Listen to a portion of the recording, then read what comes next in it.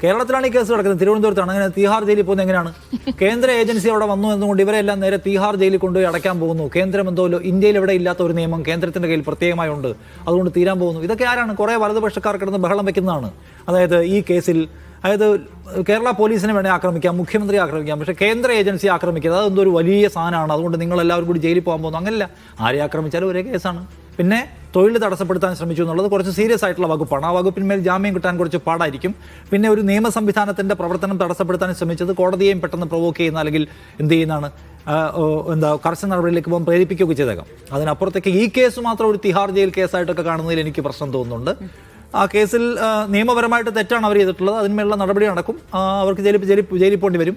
ഒരു കാലത്തും പുറം ലോകം കാണാൻ കഴിയാത്ത വിധമുള്ള തെറ്റിയതെന്നൊക്കെ പറയുന്നത് എന്താണ്? CPM-ന്റെ ശത്രുക്കളായ മനുഷ്യർ, വലതുപക്ഷത്തിൻ്റെ ആഘോഷക്കാർ, സ്റ്റേറ്റിനെതിരെ നിങ്ങൾ സമരം ചെയ്യുന്നു, സ്റ്റേറ്റിനെ വിമർശിക്കുന്നു, സ്റ്റേറ്റ് ഏജൻസീസിനെതിരെ ശബ്ദം ഉയർത്തുന്നു, അങ്ങനെയാണെങ്കിൽ നിന്നെ ഒന്നും പുറലോകം കാണിക്കില്ല എന്ന് പറഞ്ഞ ഒരുതരം റൈറ്റ് വിങ് മൂഡാണ് അത്.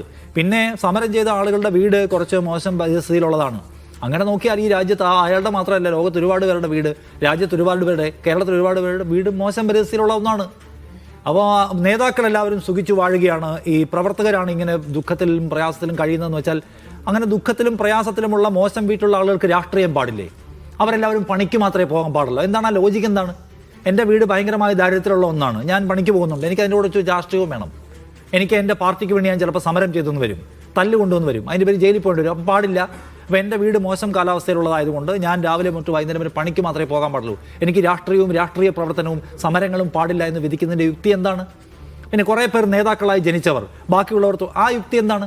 ഈ പറയുന്ന വി ശിവൻകുട്ടി ആയാലും കേരളത്തിലെ പ്രധാനപ്പെട്ട നേതാക്കൾ എല്ലാവരും തന്നെ ഏറ്റവും താഴെ തട്ടിൽ വന്നവരാണ്. പിണറായി വിജയൻ അടിയന്തരാവസ്ഥക്കാലത്തടക്കം മാരകമായിട്ടുള്ള പോലീസ് മർദ്ദനം ഏറ്റിട്ട് ഇപ്പോഴും മര്യാദയ്ക്ക് നടക്കാൻ കഴിയാത്ത ആളാണ്. അയാൾ തന്നെ മുകളിൽ നിന്ന് പൊട്ടി വീണ ആളാണ്. ഇപ്പോൾ ഇവിടെ SFIയുടെയും DYFIയുടെയും സ്ഥലപ്പത്തിരിക്കുന്ന ആളുകൾ, പിന്നീട് അതിൻ്റെ പേരിൽ MLA പദവിയും MP പദവിയും കിട്ടിയ ആളുകൾ, മന്ത്രി പദവി കിട്ടിയവർ, അവരെല്ലാവരും നേരത്തെ പൊട്ടിമുളച്ച് വന്നാണോ? അല്ലല്ലോ. അവർക്കെല്ലാവർക്കും എന്തെങ്കിലും നേതാവിൻ്റെ മകനായതുകൊണ്ട് കിട്ടിയ സീറ്റാണോ? അല്ലല്ലോ. അവരെല്ലാവരും പണിയെടുത്ത് വന്നവരാണ്. ഈ വക തല്ല എല്ലാവരും പിണറായി വിജയൻ മുതൽ ഈ ക്യാബിനറ്റിൽ ഉണ്ടായിരുന്ന, മുമ്പത്തെ ക്യാബിനറ്റിൽ ഉണ്ടായിരുന്ന മുഴുവൻ പേരും തല്ലുകൊണ്ടവരാണ്, തെരുവിൽ കിടന്നവരാണ്, മോശം ജീവിത സാഹചര്യത്തിൽ നിന്ന് വന്നവരാണ്, ഇപ്പോഴും മോശം ജീവിത സാഹചര്യത്തിൽ ജീവിക്കുന്നവരുണ്ട്.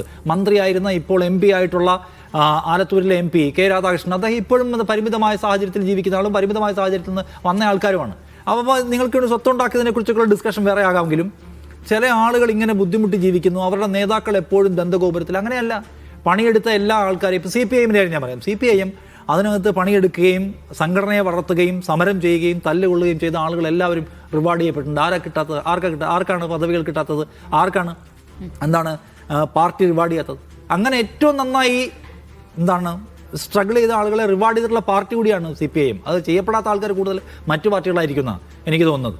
അപ്പോൾ അതുകൊണ്ട് ഈ യുക്തിയിൽ ഒരു കാര്യവുമില്ല. അയാൾ പാവപ്പെട്ട ആളുകളുടെ എല്ലാവരുടെയും ജീവിത നിലവാരം മെച്ചപ്പെടുത്തേണ്ടതാണ്, അതിന് ഭരണകൂടം പണിയെടുക്കേണ്ടതാണ്, അത് വേറെ കാര്യം.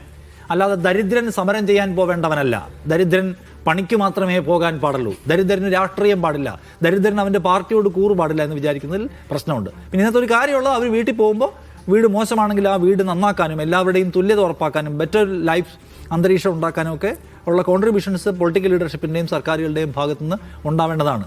ഇപ്പോൾ ആ മോശം വീട് നമ്മൾ കാണുന്നുണ്ട്. ഇപ്പോൾ ഇവിടുത്തെ സർക്കാർ, കഴിഞ്ഞ സർക്കാർ ചെയ്തില്ല എന്നൊക്കെ പറയല്ലോ, ഇപ്പോൾ VD സതീശനാണ് സർക്കാർ. ആ വീട് നന്നാക്കാൻ ആവശ്യമായിട്ടുള്ള പണി എന്താണോ VD സതീശൻ സർക്കാർ ചെയ്ത് കൊടുക്കട്ടെ. അങ്ങനെയാണെങ്കിൽ ഭരണകൂടത്തിൻ്റെ ഉത്തരവാദിത്വമാണ്, നേതാക്കളുടെ ഉത്തരവാദിത്വമാണെങ്കിൽ. അപ്പോൾ ഇത് കംപ്ലീറ്റ്ലി ഒരു അപ്പൊളിറ്റിക്കൽ ഡിസ്കഷനാണ് ഇതിൻ്റെ മേലെ നടക്കുന്നത്. അതായത് കേന്ദ്ര ഏജൻസിയെയും സർക്കാരിനെയും നിങ്ങൾ വിമർശിക്കുകയോ അവർക്കെതിരെ സമരം ചെയ്യുകയോ ആ സമരം ഒരു സംഘർഷാവന്തരത്തിലേക്ക് കടന്നു പോയി കഴിഞ്ഞാൽ തീർന്നു നിങ്ങളുടെ ലൈഫ്. നിങ്ങൾ രാജ്യദ്രോഹികളായി മാറിക്കഴിഞ്ഞു. ഇനി നിങ്ങൾക്ക് തീഹാർ ജയിലില്ലാതെ വേറെ ഓപ്ഷനില്ല. കേരളത്തിൽ ജയിലുണ്ട്, കേരളത്തിലുണ്ട് നിയമം, സെയിം നിയമം എല്ലായിടത്തും ഉള്ളത്. അപ്പോൾ ആ ആഘോഷം എന്ന് പറഞ്ഞാൽ ഈ പറഞ്ഞ റൈറ്റ് വിങ്ങിൻ്റെ ആഘോഷമാണ്. രണ്ടാമത്തേതും റൈറ്റ് വിങ്ങിൻ്റെ തിയറിയാണ്. EPMൽ ഇപ്പോൾ നേതാക്കന്മാരായിട്ടുള്ള ആൾക്കാർ ഇതുപോലുള്ള പശ്ചാത്തലത്തിൽ നിന്ന് വന്നവരാണ്. ദരിദ്രർക്കും രാഷ്ട്രീയം കൊണ്ടു നടക്കാനുള്ള അവകാശമുണ്ട്. അതിനെ നിങ്ങൾ കയറി ഈ പറഞ്ഞ സിദ്ധാന്തം കൊണ്ട് ഫേസ്ബുക്കിൽ നിന്ന് റദ്ദ് ചെയ്യരുത്.